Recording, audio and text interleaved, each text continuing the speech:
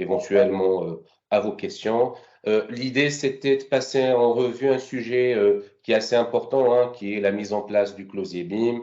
Donc, de plus en plus, les appels d'offres sortent en BIM, de plus en plus, la maîtrise d'ouvrage, la maîtrise d'œuvre, les entreprises de travaux, les exploitants, les mainteneurs, enfin, tous les contributeurs et les acteurs de l'acte de bâtir, en tout cas, ont besoin de contractualiser le BIM, en tout cas, en mettant en place un certain nombre de choses et un certain nombre d'éléments.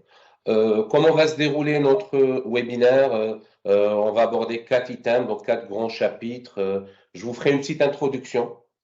On va essayer de comprendre ensemble la structuration du kit documentaire BIM dans un projet de construction et ou de réhabilitation. Nous détaillerons l'organisation des procédures, quels sont les éléments clés qu'on doit retrouver dans les différents documents contractuels. Et on va terminer notre webinaire avec quelques recommandations.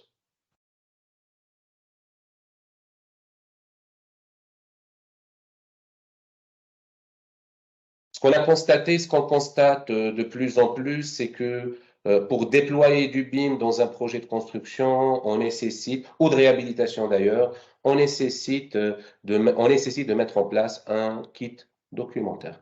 Ce kit documentaire, il peut avoir une valeur contractuelle ou pas, d'ailleurs.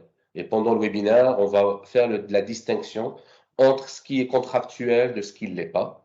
Le but est simple. Le but, c'est de formaliser dans des documents clés quelles sont les exigences et les objectifs BIM attendus. Donc, dès la phase programmation jusqu'à la phase réception, voire la phase exploitation-maintenance.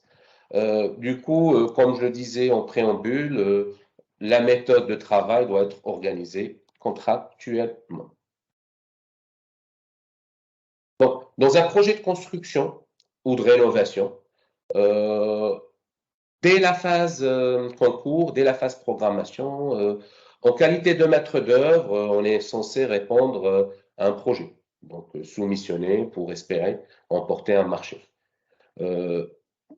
Bien en amont, on a forcément des documents marchés qui seront rédigés par la maîtrise d'ouvrage. Donc, je vais pas passer en revue les documents classiques, hein, les CCP, les CCTP, les CCAG, donc tous les documents classiques d'un projet de construction.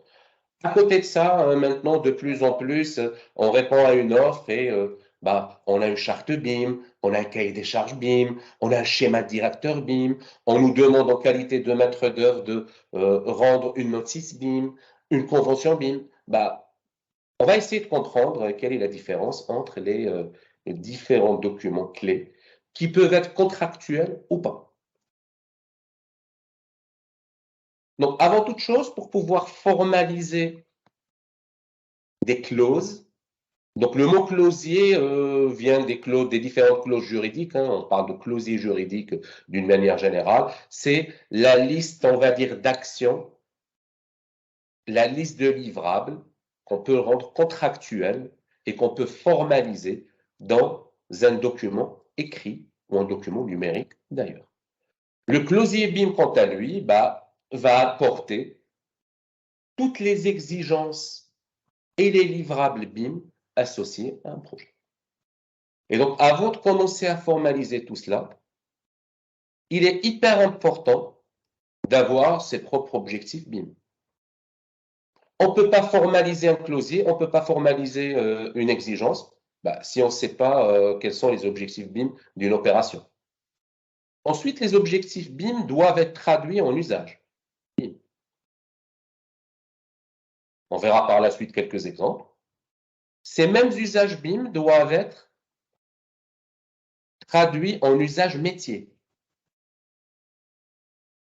Et ces usages métiers vont nous permettre de définir précisément les livrables associés. Donc, les livrables, quant à eux, sont des éléments contractuels. Aujourd'hui, répondre à une opération en BIM, mettre en place une démarche BIM dans une opération, nécessite de préciser au plus juste quels sont les livrables BIM attendus de l'opération. Donc, comment un closier peut être organisé? La liste, bien sûr, des documents qui est là n'est pas exhaustive. Mais de plus en plus, on voit passer des terminologies suivantes. On parle de schéma directeur, on parle de charte BIM, de cahier des charges BIM.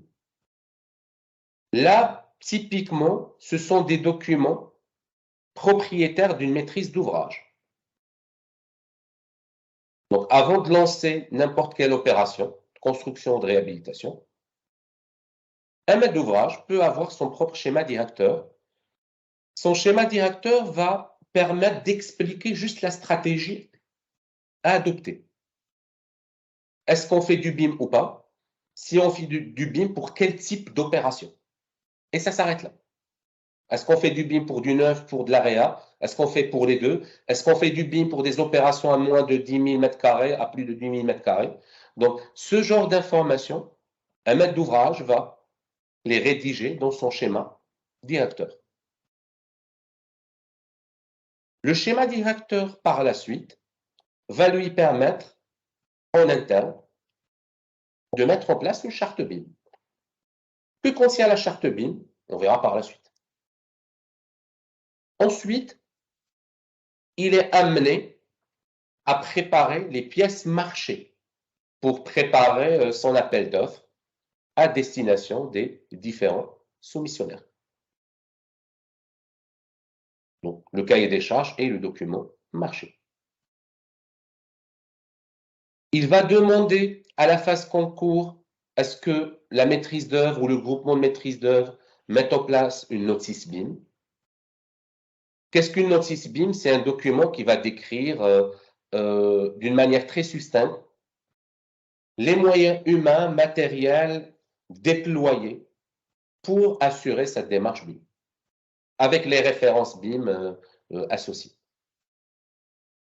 Donc là, on est côté maîtrise d'œuvre ou soumissionnaire. Ensuite, on peut entendre parler des termes convention, protocole BIM ou PAQ BIM. Le contenu de ces documents-là est le même, la valeur juridique ne l'est pas. Et on fera la distinction après. Ensuite vient le cahier des charges BIM DCE pour la passation des marchés travaux, en fonction des montages contractuels des affaires. Je ferai un petit focus tout à l'heure sur le montage contractuel d'un projet, qui a aussi un impact sur l'organisation du closier BIM. Ensuite, on peut reparler de convention, protocole BIM, PEB BIM, PAQ BIM. On va dire ça, c'est on est côté travaux. Donc, idem, le contenu de ces documents-là est le même, la valeur juridique ne l'est pas. Donc ça, c'est les documents classiques qu'on retrouve de plus en plus, soit si on est côté maîtrise d'ouvrage ou côté maîtrise d'œuvre ou côté titulaire travaux. La terminologie peut différer d'un projet à un autre. Souvent, on parle beaucoup plus de convention BIM, mais on verra par la suite que convention et PAQ n'a pas forcément la même valeur juridique. Ensuite, à côté de ça, on peut avoir des documents transverses, un closier transverse. Idem, ce que vous voyez à l'écran n'est pas une liste exhaustive des documents, mais on peut très bien parler d'un cahier des charges de capture de l'existant. Donc, un maître d'ouvrage, lorsqu'il lance une démarche BIM, il rédige et il est obligé de rédiger un cahier des charges pour capturer et numériser l'existant. Avec quel format, avec quelles données d'entrée, avec quel livrable demandé. Donc, on peut retrouver dans un marché ce type de document. On parle de plus en plus du BIM gestion, exploitation, maintenance. On peut se retrouver aussi avec des closiers intégrés au cahier des charges BIM gestion, exploitation, maintenance. Donc, que veut faire un maître d'ouvrage avec sa démarche BIM pendant les phases d'exploitation maintenance? Et comment il va la déployer? Souvent, qui dit démarche BIM, qui dit closier BIM, dit protocole d'échange. On échange les données BIM via des environnements communs de données. On peut se retrouver aussi avec des closiers liés au déploiement d'une plateforme BIM collaborative. Donc, on parle d'un cahier des charges pour le déploiement d'une plateforme BIM collaborative. Donc, en gros, le projet se fait en BIM, mais je ne sais pas où je stocke et comment j'échange mes données. J'écris, je formalise mes besoins pour déployer une plateforme BIM collaborative, qui peut être soit à la charge du maître d'ouvrage, soit à la charge du soumissionnaire. Encore une fois, tout dépend comment la demande est formalisée. De plus en plus, comme je vous le disais, on parle de la gestion d'exploitation. On peut se retrouver avec des clausiers liés à la mise en place des systèmes d'information cibles pour l'exploitation maintenance en BIM. Aujourd'hui, il ne suffit pas juste d'avoir une maquette numérique comme livrable final pour déployer l'exploitation maintenance en utilisant la maquette. Il y a tout un environnement de systèmes d'information qu'une maîtrise d'ouvrage doit déployer en interne pour satisfaire ce besoin et cette exigence. Et donc, idem, en qualité de soumissionnaire, on peut être amené à répondre ou à formaliser, en tout cas, quelles sont les attentes des infrastructures d'information cibles, en tout cas, pour l'exploitation maintenance. Donc, bien évidemment, la liste peut être beaucoup plus importante que ça. Hein. Là, on vient de citer principalement les documents contractuels principaux qu'on rencontre de plus en plus, basés sur nos propres expériences avec nos clients. Mais comme je vous disais, la liste peut être assez importante. Là, c'est un document de Mind où on a un cycle documentaire pour dire, bah, OK, pour déployer tous les clausiers, on part de l'exploitant, celui qui va exploiter l'ouvrage ou le bâtiment. Il doit identifier toutes les données liées à la gestion de son actif. Bien sûr, l'exploitant. On a le donneur d'ordre qui est le maître d'ouvrage qui, lui, par rapport à la stratégie, il mettra en place un schéma directeur, une charte BIM et un cahier des charges BIM. Ensuite vient l'équipe de maîtrise d'œuvre et de titulaires travaux, où là, on parle de convention, de protocole, de PEB pour plan d'exécution du BIM ou de PAQ pour plan assurance qualité BIM. Les mêmes documents vont regrouper les thématiques liées aux objectifs, liées au processus, liées aux structurations des données. Et donc, bien évidemment, on peut aussi avoir les documents annexes et transverses dont on a parlé tout à l'heure pour la capture de l'existant, la gestion d'exploitation, les systèmes d'information cibles et le déploiement de la plateforme et ainsi de suite. La charte BIM est un document générique qui est rédigé par le maître d'ouvrage ou par son AMO, s'il dispose d'un AMO. On va décrire juste les objectifs généraux avec des temporalités majeures. Qu'est-ce qu'on veut faire du BIM pendant les différentes phases d'un projet. Et on structure les règles et codifications des objets et des documents. Donc, dans la charte, on décrit les objectifs BIM de l'opération. La charte BIM est un document générique, donc potentiellement, qui concerne la même typologie de projet. Le cahier des charges BIM, c'est le document marché. C'est là où on a à la fois les objectifs ciblés pour le marché, on aura la temporalité liée au marché, le périmètre de modélisation, qu'est-ce qu'on est censé modéliser, les livrables BIM identifiés, qu'est-ce qu'on est censé livrer, et le découpage des modèles numériques. Donc, comment le modèle doit être structuré. Et ça, c'est des éléments et des items clés qu'on retrouve dans un cahier des charges BIM, document marché, qui va permettre à un maître d'œuvre de répondre par la suite au projet avec les documents et les clausiers contractuels dont il mettra la forme. Donc, convention BIM, on parle de plus de convention qui est un document contractuel interne à la maîtrise d'œuvre. Il permet de décrire les procédures d'échange et de structuration en interne du groupement de la maîtrise d'œuvre ou du groupement travaux, si on est en phase travaux. C'est un document qui va décrire les obligations du groupement. Tandis que le PAQ, même si c'est un terme qui n'est pas suffisamment utilisé, alors on parle, hein, parce qu'on parle de plus d'une convention que d'un PAQ, mais du point de vue juridique, un PAQ-BIM a plus de valeur juridique qu'une convention. Et donc, un PAQ-BIM, normalement, je dis bien normalement, hein, est censé être le document qui va lier le maître d'ouvrage à son maître d'œuvre.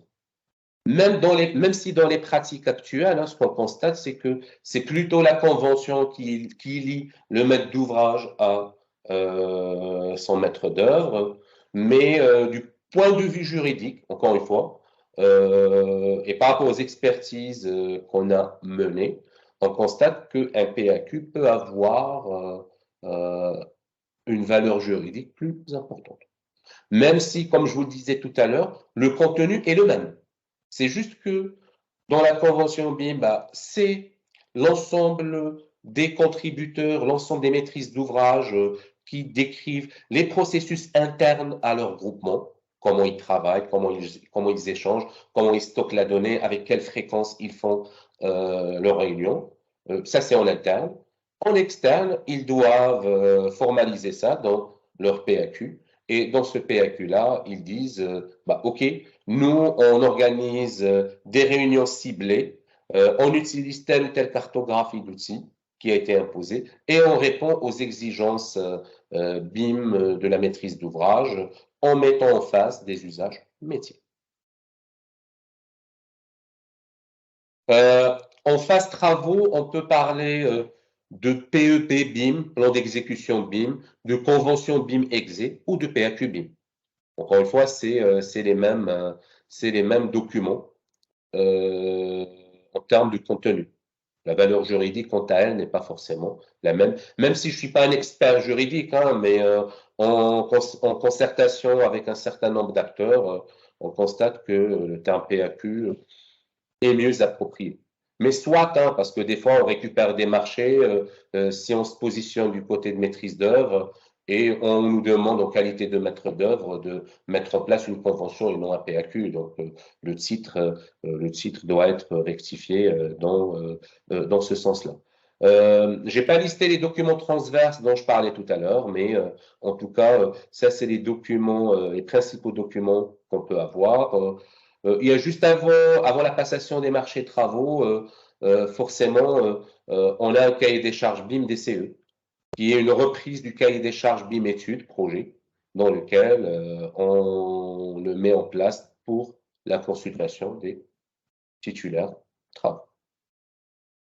Le montage contractuel, il est important pour comprendre le closier BIM. C'est que si on est sur une opération conception-réalisation ou en MGP pour un marché global de performance ou en mission classique ou en partenariat public-privé, la valeur juridique et la constitution des équipes et la fréquence et le nombre de documents va changer. Donc, les interlocuteurs et les équipes sur un montage ou un MGP, en marché global de performance, on a le même acteur qui assure toute la phase. Donc, de la conception à la réalisation, à la réception et à l'exploitation maintenance. Donc, le document est le même. Il peut mettre en place un PAQ BIM qui va faire évoluer en fonction des phases du projet.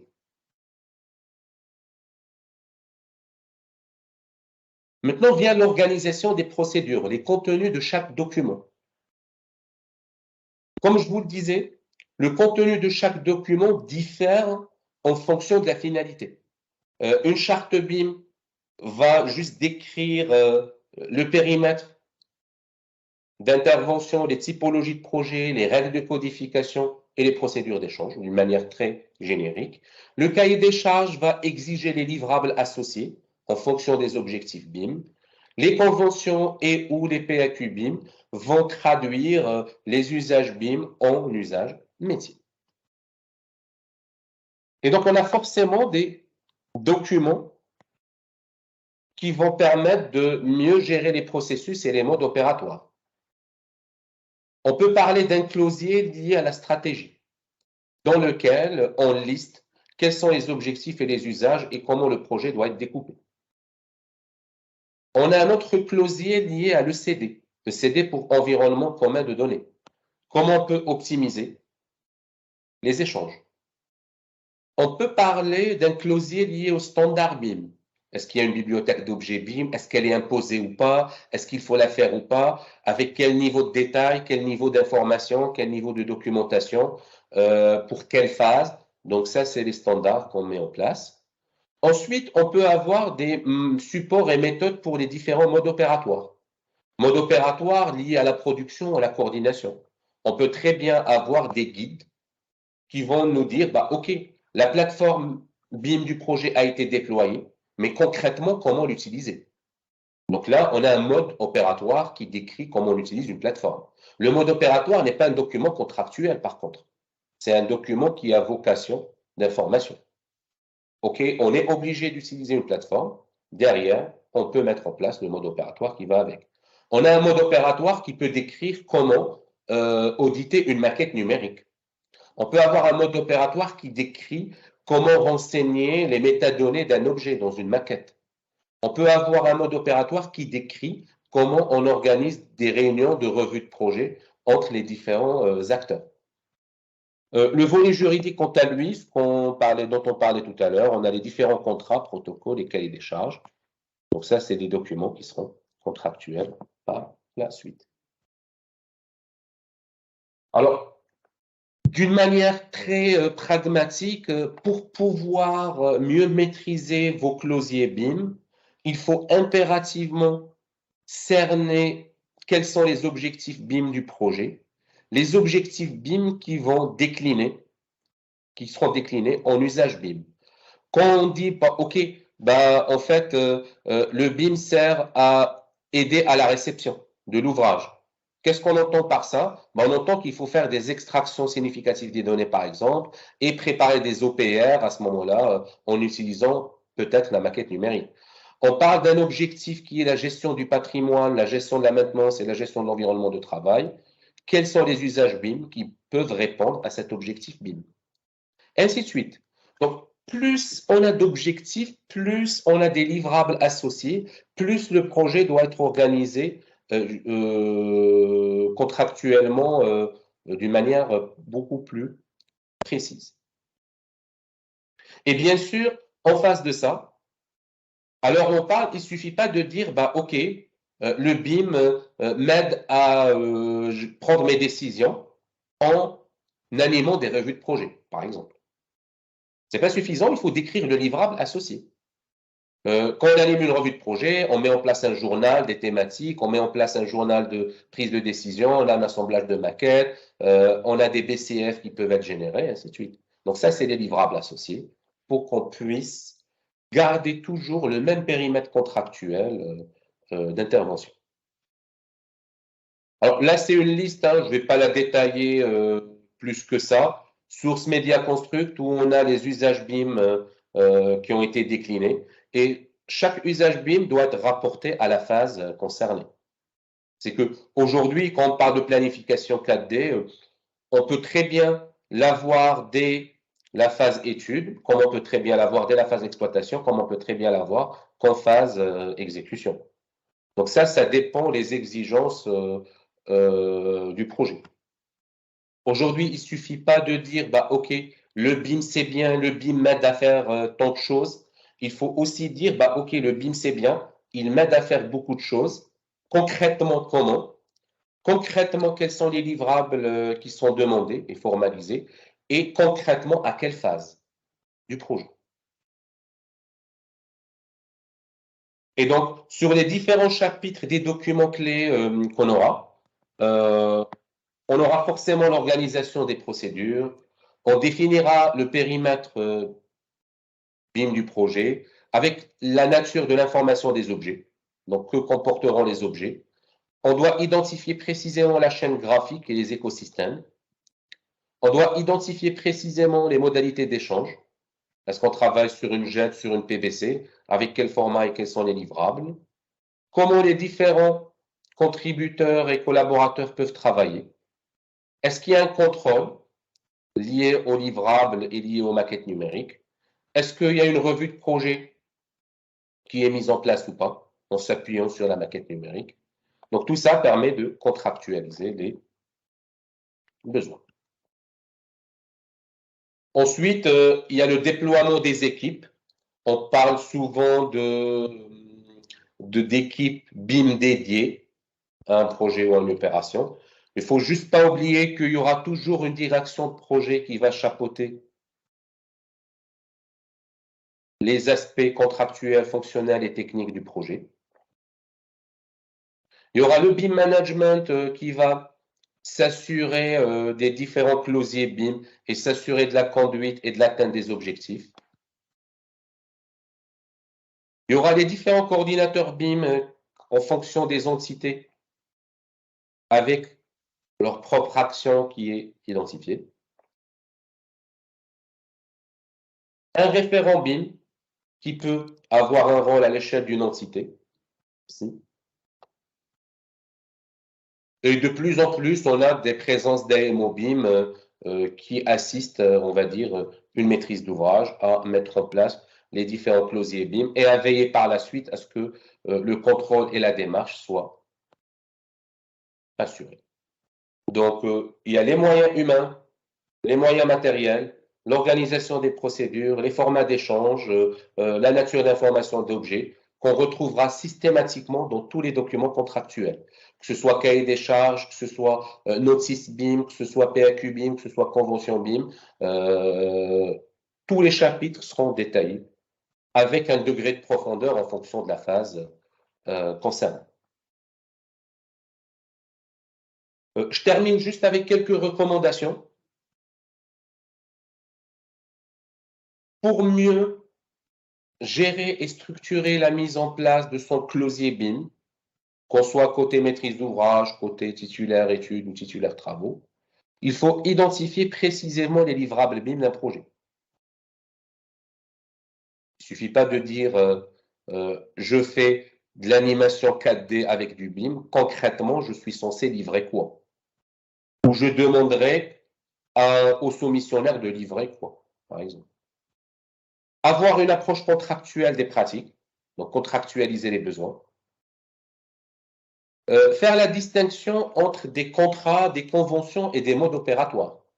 La valeur juridique n'est pas forcément la même. Et aussi avoir une approche temporelle du closier BIM. C'est-à-dire que si vous avez un closier BIM qui traite toutes les phases d'un projet au démarrage d'une opération, c'est peut-être un peu trop ambitieux. Les closiers BIM sont des documents et ce sont des clauses qui vont évoluer en fonction de chaque phase.